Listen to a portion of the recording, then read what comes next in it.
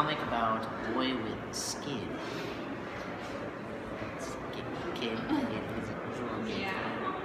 Okay. Well, it's a story about a world of bubbles, and this boy, Bubble Boy, has this disease. Hold on just a second. Could you explain to me what SCID is? Sure. Why don't we look at the comic?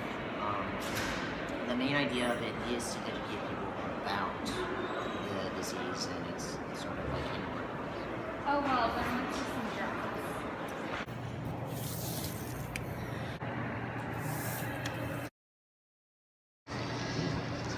So, this is the general outlook of the story.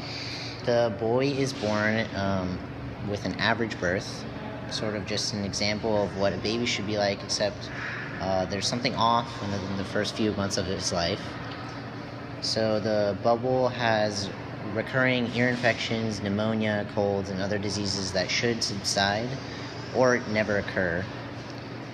In addition to the boy's illness, the poor bubble is not growing or gaining weight in a normal manner, so he's extremely malnourished and small.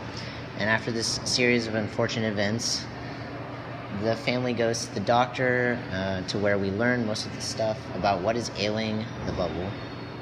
So then the doctor goes into the details of SCID with the bubble. Why don't you tell me some things about SCID so I can have a better understanding of what you're trying to tell the audience? Okay, sure. When a person has SCID, they have an extremely abnormal immune response that is permanent if not treated. Their specific immune system is either non-existent or present and doesn't work properly. Basically, it's ineffective. What does work is their non-specific immune system. What exactly is involved in that system? Well, when a pathogen enters the body, breaching the skin and mucous membranes, the body's phagocytes, specifically neutrophils and macrophages, encounter this pathogen and identify it by not having a protein marker that the body creates for its own cells. And then, in doing so, they begin phagocytosis by engulfing the pathogen and using lysosomes, which is an enzyme, to create a bubble known as a phagolysosome, to lyse this pathogen and then presents the parts of the pathogen for the specific immune system.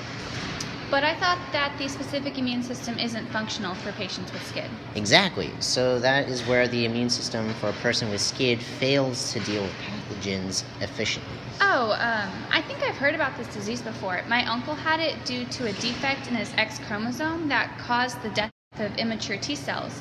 He was unable to recover from his disease because he got a bone marrow transplant that gave him the needed specific immune cells to help his immune system function. After he got the transplant, he was able to live a normal life.